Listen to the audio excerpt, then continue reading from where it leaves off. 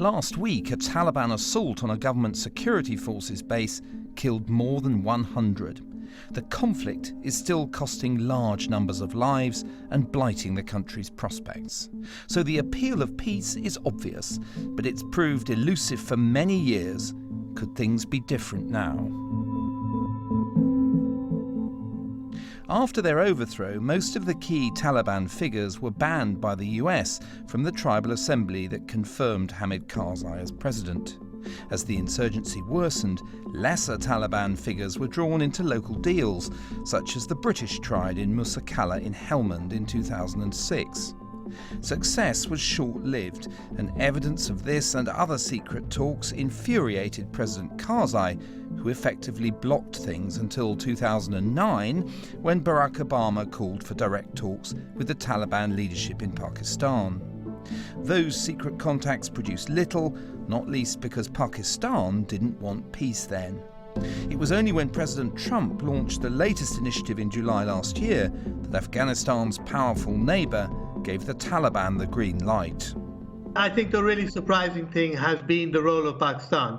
It has really been very helpful. I spoke to some of the American officials and other diplomats in Islamabad, and they've all got nothing but praise for the role Pakistan has played. The latest talks held in the Qatari capital Doha have succeeded to the point of establishing a broad framework, effectively trading a withdrawal of foreign forces for a Taliban promise not to harbour foreign militants. But to push beyond this, some kind of power sharing will be needed, and the Taliban have so far refused to deal direct with the government of Afghan President Ghani, who last night addressed the nation, challenging the insurgents to take the next step. We want peace. We want it fast, but we want it with a plan. The plan is very important because we don't want to repeat the past mistakes.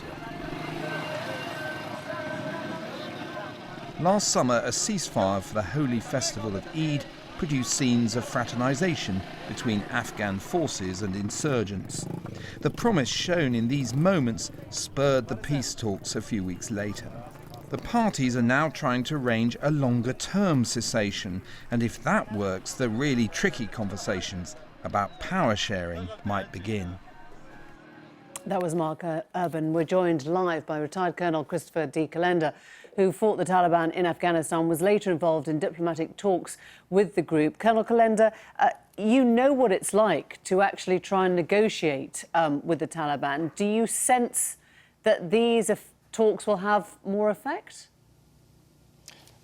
Emily, thank you so much for having me on your show. Yes, I know what that's like. I also know what it's like to fight the Taliban and bring the entire weight of the U.S. military onto them. I also know the agony of losing soldiers in combat. So I get these issues at a very, very visceral level, and that only scratches the surface to the concerns of Afghans who have been, of course, at war for over 40 years. So I think there is hope with these recent talks. I think there's some progress with respect to the Taliban making, or what seems to be a commitment to preventing al-Qaeda or other terrorist groups from using Afghan soil to plan terrorist and execute terrorist attacks. Certainly the Taliban have wanted the withdrawal of foreign forces, what they call the end of the occupation. I'm disturbed, concerned that there's been no discussion of human rights in this framework. But we'll have to wait and see. The devil's going to be in the details, and we'll see how the next round of negotiations works out, and certainly the extent to which the Taliban are going to be willing to discuss a broader framework that includes the Afghan government is going to be essential. Let me ask you, how do you know when you can trust the Taliban, when you're negotiating with people who have behaved and governed in the way they have? Right. It's a very important question, and I think any peace process has got to take a very incremental, step-by-step approach to test the bona fides of, quite frankly, of all parties, the Taliban certainly.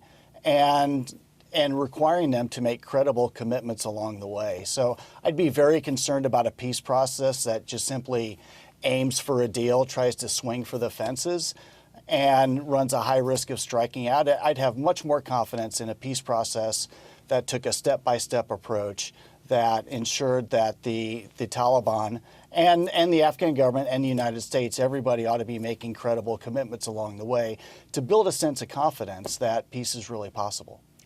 As you say, you have seen this conflict from all sides. Does the last 17 years make sense to you? Was it worth it to have arrived at this point? Well, sadly, in December of 2001, the Taliban actually offered to surrender. And they'd offered that to President Karzai. He intended to accept it. And then you can actually look up a New York Times story where the U.S. Secretary of Defense Donald Rumsfeld at the time said, no, we're not going to allow them to live in peace. We're going to keep fighting. They need to be brought to justice, et cetera. And that was one of many missed opportunities along the way.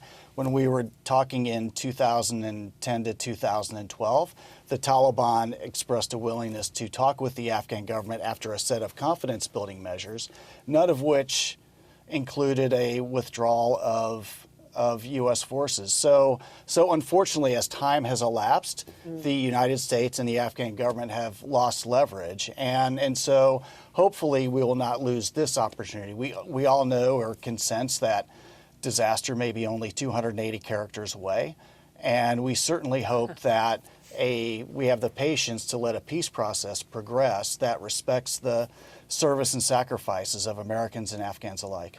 We'll let that one sink in. Colonel Kolenda, thank you very much indeed. Thanks for joining us.